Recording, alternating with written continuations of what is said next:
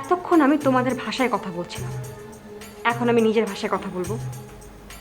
শোনো, আমার কিন্তু অনেক প্রবলেম যাচ্ছে। হ্যাঁ, আজ থেকে আমি এখানেই থাকবো। হ্যাঁ, আমি এতটাও কিন্তু খারাপ না। আমি তোমাদেরকে 2 মাস সময় দিলাম, তোমরা ডিসিশন নাও তোমরা কি করবে। হয় তোমরা ওই বাড়িটা ছেড়ে দাও, অথবা 2 মাস পর থেকে বাড়ি ভাড়া দিয়ে এখানে থেকে যাও। আর ততদিন পর্যন্ত আমি তোমার বাবার রুমটাতেই থাকবো। আর একটা কাজ করবে, প্লিজ বাড়ির সবাইকে বলে দাও আমাকে যেন ডিস্টার্ব না করে।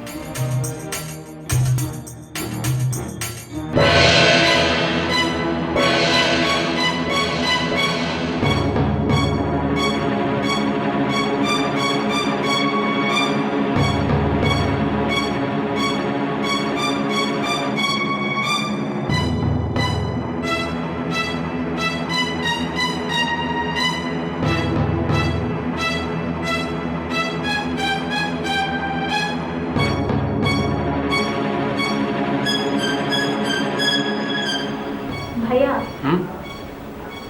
বল। ওই মহিলা যা যা বললো তা সব কি ঠিক? কি বলেছে?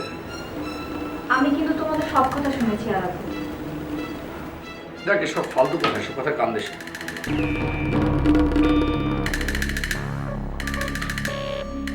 ভাইয়া, ওই মহিলার কথাগুলো যদি সব ঠিক হয় তাহলে কি হবে? আরে বোকা, কিচ্ছু হবে না। তুই এত চিন্তা করছিস কেন? আমি আছি না। আচ্ছা, তুই তো সবসময় বাবার কাছে কাছে থাকবি। বাবার সাথে কি ওই মহিলাকে আগে কখনো দেখেছিস তুই? না, বাবা তো আমাকে কখনো এসব কথা বলেনি। আর তোমার কি মনে হয় ভাইয়া, বাবা এমন করতে পারেন? কিন্তু ওই মহিলার কথা যদি সত্যি হয় তাহলে তো ভাইয়া আমাদের পথে নামতে হবে। দেখ, আমি না এটা কোনো দিন কোনোভাবে মেনে নিতে পারবো না। নেভার। আর বাবা যদি সত্যি সত্যি মহিলাকে সবকিছু দিয়ে যায় তাহলে তো আমরা কিছু করতেও পারবো না।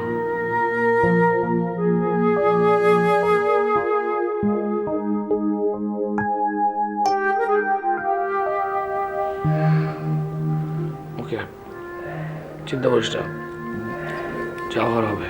যা।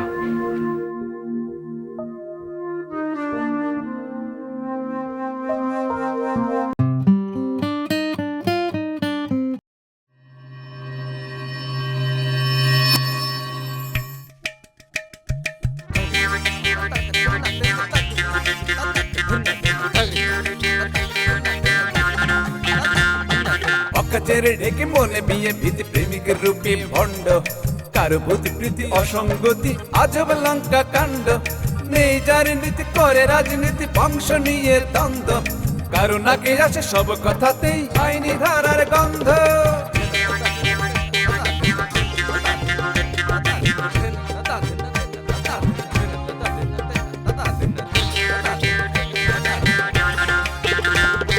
সুস্থ সমাজ হয় অরণ্য কিছু লোকেরই জন্য, এই স্বভাবের মানুষগুলো তবুও গণ্যমান্য। তোষামতি ছেড়ে বসুন একটু নড়ে, সবার কথা ভাবুন, চলার পথে এদের থেকে 100 হাত দূরে থাকুন, 100 হাত দূরে থাকুন, 100 হাত দূরে থাকুন, 100 হাত দূরে থাকুন, 100 হাত দূরে থাকুন।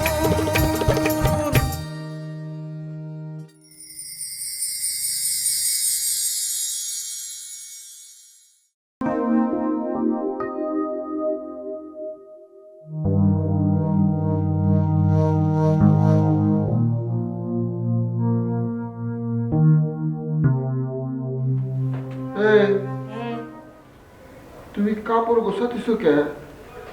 তোমাদের বিউটি কোর্সে কি হোস্টেলে থাকা লাগবে নাকি? না, আমরা এই বাড়ি ছেড়ে চলে যাচ্ছি। কে কিটা তোমার কি করছে? আমার আবার কিটা কি বলবে? আমি বরং এই বাড়িতে থাকছি রে। তাই পরে তোমার এই বিপ্লব করবি কেনা?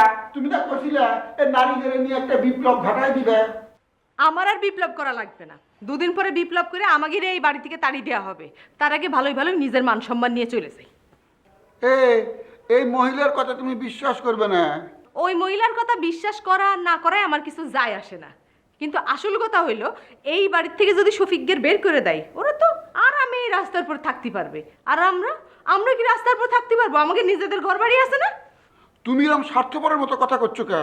শফিক এক সময় আমাদের তার বাড়ির থাকতে দিছে, এখন শফিক যদি রাস্তার থাকে আমাদের দায়িত্ব কি? আমাদের দায়িত্ব শফিকের রাস্তার থেকে নিয়ে আমাদের বাড়ির টাকা। তাহলে আমরা কি করব? এই বাড়ি শুদ্ধ লোকে নিয়ে গিয়ে আমার বাপের বাড়ি নিয়ে গিয়ে তুলবো?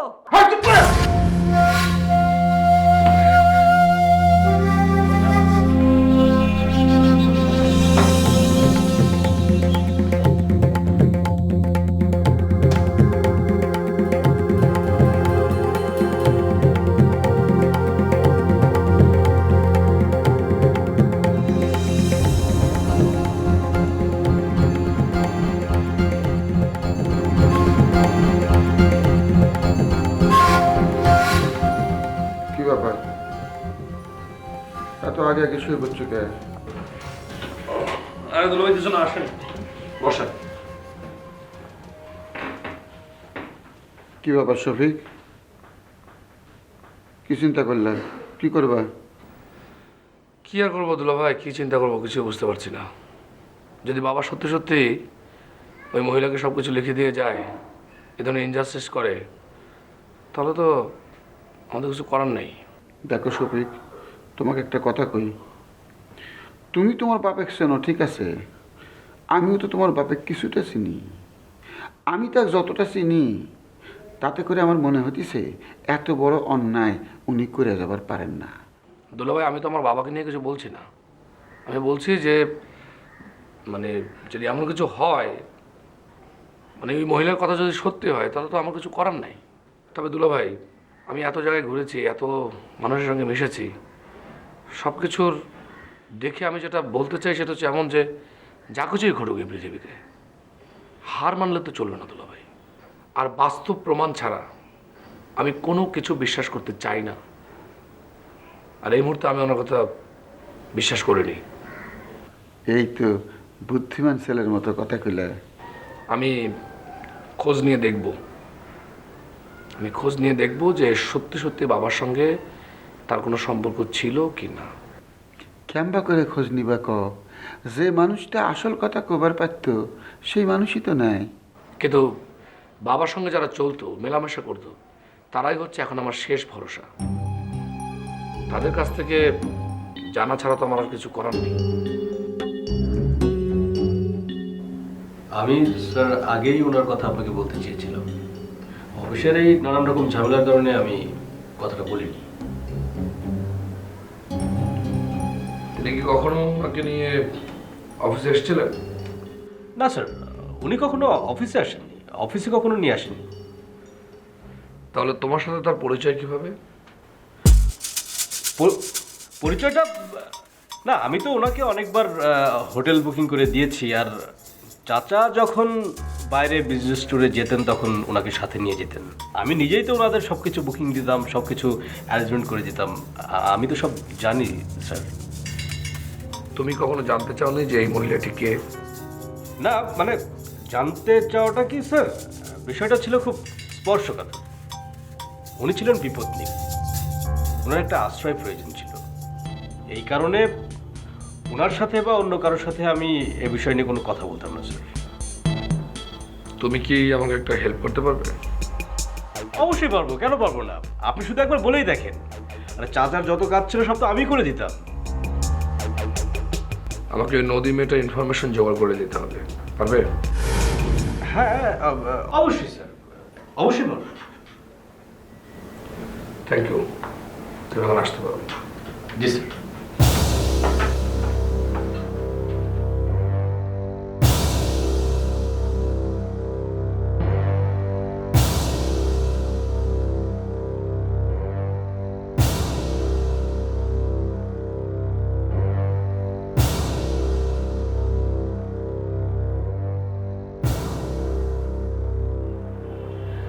আসসালামু আলাইকুম।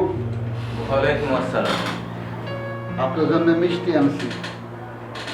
কিসের মিষ্টি?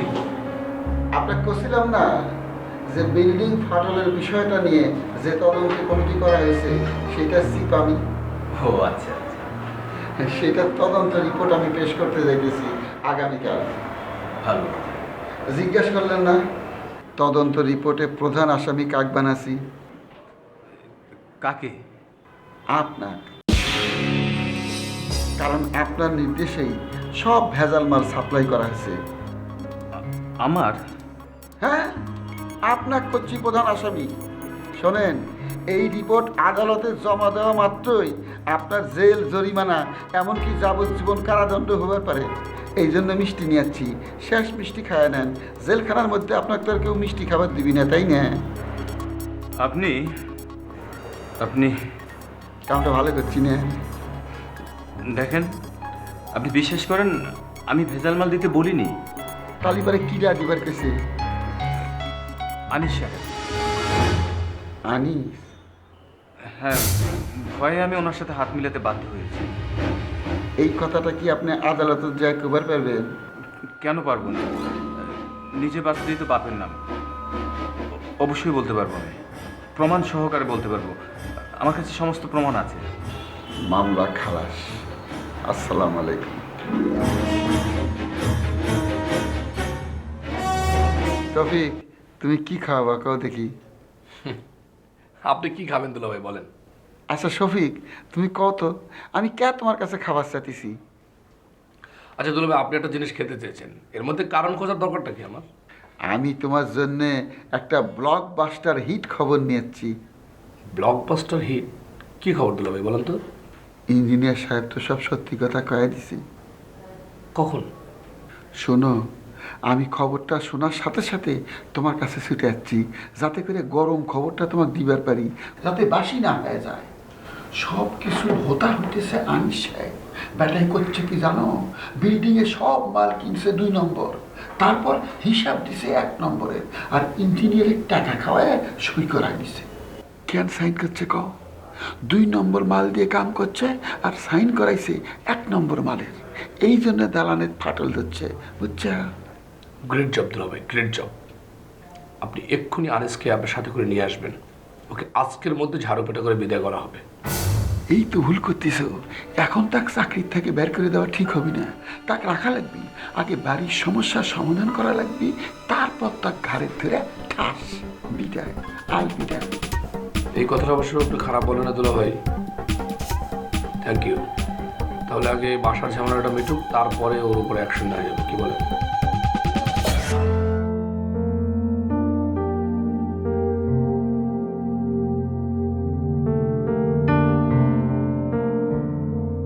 আরে বাবা, এরকম করে কাঁদলে কিরকম করে হবে? হ্যাঁ, আমি বুঝবো কিরকম করে যে কি দিকে কি হয়েছে?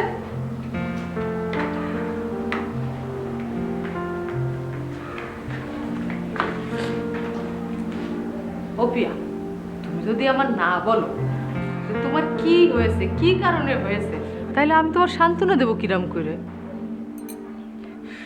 আপনারা বলতে পারি, কিন্তু একটা শর্ত আছে। এই কেনেও আবার শর্ত লাগিয়ে দিলে? আচ্ছা ঠিক আছে, বলো কি শর্ত? এই বিষয়ে শফিক ভাইরে জানানো যাবে না কিছুতেই। কেন? শফিক ভাই জানলি কি তোমার পাপ হবে? উফ মলিয়াপা, এমনিতেই মনটা অনেক খারাপ, তারপর ফাইজলামি করেন না তো। আচ্ছা ঠিক আছে ঠিক আছে, যাও, আমি ফাইজলামি করছি না। বলো কি হয়েছে, তুমি এবার বলো আমার। ওই মহিলা আমারে বলে আমি নাকি বাড়ির কাজের লোক, আমি এই বাড়িতে আর থাকবো না, চলে যাবো। যাক, এতদিন তাহলে তোমার বুদ্ধি হইলো। আমি তো তোমার আগেই বলেছি, কিন্তু তুমি তো আমার কোনো কথাই শোনোনি। কিন্তু এই কথাটা তো শফিকের অবশ্যই জানা উচিত। মহিলা কিন্তু কথাটা বলে খুব ভালো কাজ করিনি। দাঁড়াও, আমি তোমার দুলাভাই এখনই ফোন করি। না না না না, শফিক ভাইয়ের কানে গেলে শফিক ভাই সহ্য করতে পারবে না। ঠিক আছে যাও, ফোন দিলাম না, কিন্তু ভাই একটা কথা, তুমি না থাকলে কিন্তু আমরাও থাকবো না। আর যাওয়ার আগে কি জন্য যাচ্ছে সেটা আমি বলে যাব না? না থাক, যা বলার আমি নিজেই বলবো। এতক্ষণে তাহলে তোমার বুঝ হইল। যাও তো যাও, চোখ মুখ ধো, যাও যাও।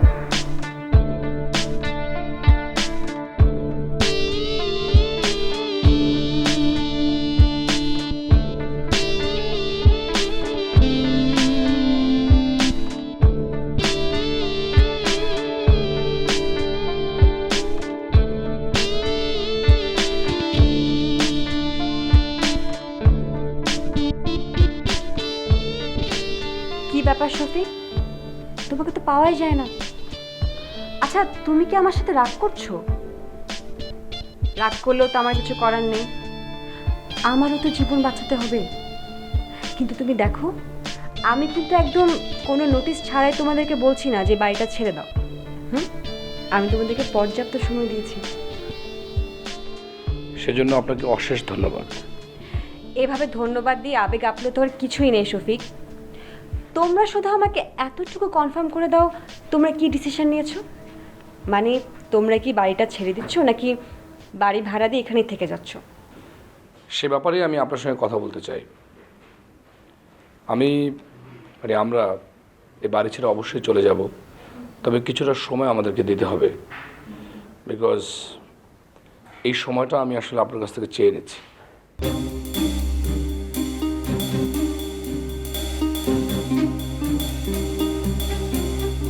তুমি যেভাবে ভদ্রতা দেখিয়ে আমার কাছ থেকে সময় চেয়ে নিয়েছো, তাতে আমি তোমাকে দিয়ে দিলাম। শফিক, তুমি অত্যন্ত ভদ্র একটা ছেলে, তাই তোমার সাথে একটা কথা আমি শেয়ার করতে চাই। অবশ্য তুমি যদি আমাকে অনুমতি দাও। কোন ব্যাপারে? কথাটা প্রিয়া মেয়েটার ব্যাপারে। মেয়েটাকে আমার একদম পছন্দ না। আমার কেন যেন মনে হয় মেয়েটা কোনো একটা উদ্দেশ্য নিয়ে এই বাড়িতে থাকছে। আমি ঠিক করেছি যে আমি বলে দিব এই বাড়ি ছেড়ে চলে যেতে। প্লিজ, আপনি আমাদের বাড়ির কারো সম্পর্কে কোনো ধরনের কোনো মন্তব্য করবেন না, এটা আপনার কাছে অনুরোধ রইল। আর আপনাকে হয়তো কিছুটা দিন আমাদের বাড়িতে সকলের সঙ্গে একটু মানিয়ে চলতে হবে, সেজন্য আমি রিয়েলি সরি। আসি।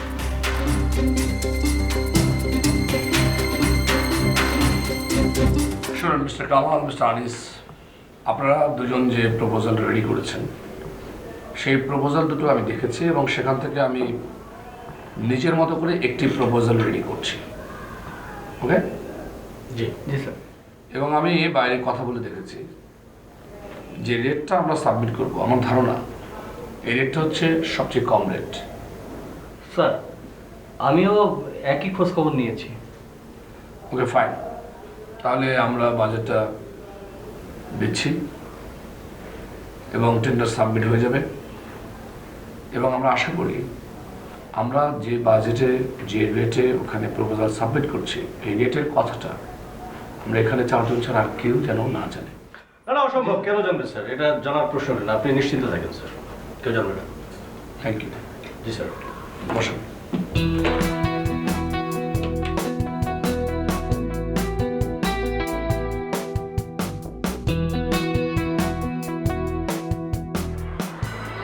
ঠিক আছে স্যার, পড়ছি। তুমি নাকি আমার সাথে কি কথা বলতে চাইছিলা? হ্যাঁ, আমি তোমার সাথে আমাদের বাড়ির বর্তমান অবস্থা নিয়ে কথা বলতে চাই। বলো। তুমি কি শুনেছো ভাইয়া ওই মহিলার কাছে কয়েকদিন সময় নিয়েছে, তারপর নাকি ভাইয়া এই বাড়ি ছেড়ে চলে যাবে। শুনছি মলিয়া আপা তো এই বিষয় নিয়ে মহা টেনশনে আছে। এখনই পারলে বাড়ি ছেড়ে চলে যায়। কোনো মতে তারে বুঝায় আসলাম। ভাইয়া যে কেন হার মেনে গেল আমি না কিছুই বুঝতে পারছি না। আমারও তো একই কথা, ওই মহিলারে বিশ্বাস হয় না কোনোভাবেই। চেহারাটা কেমন জানি চোরচোর। ঠিক বলেছ, আমাদের না কিছু একটা করা উচিত। আচ্ছা, তোমার কাছে কি কোনো প্ল্যান আছে? কাউরে এত সহজে সাইরা দেওয়ার পাত্রী তো আর আমি না। ছোট্ট একটা প্ল্যান সাজাইছি মনে মনে, তবে সেই প্ল্যানটা কার্যকর করার জন্য তোমারও সাহায্য লাগবে। হ্যাঁ হ্যাঁ, বলো কি সাহায্য করতে হবে।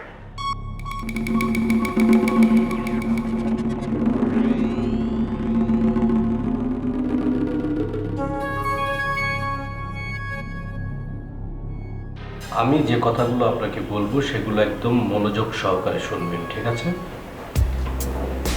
শোনেন, আমাদের কোম্পানি থেকে টেন্ডার ড্রপ করা হয়েছে। যে প্রপোজাল আমরা দিয়েছিলাম তার চেয়ে এখন আরও 5% কমে টেন্ডারটা জমা দেওয়া হয়েছে। আপনারা যেটা করবেন সেটা হচ্ছে কালকের মধ্যে একটা টেন্ডার ড্রপ করবেন, তবে মনে রাখবেন আমাদের থেকেও যাতে রেটটা কম হয়। ওকে? বাদ বাকি যেটা দেখার সেটা আমি দেখব, ওই দায়িত্ব আমার।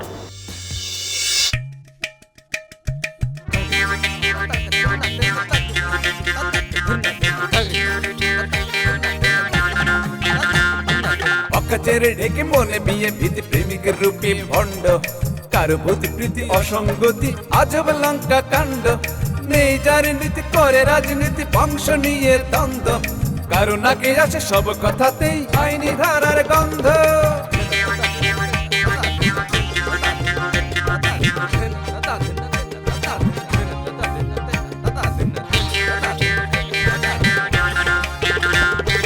সুস্থ সমাজ হয় অরণ্য কিছু লোকেরই জন্য এই স্বভাবের মানুষগুলো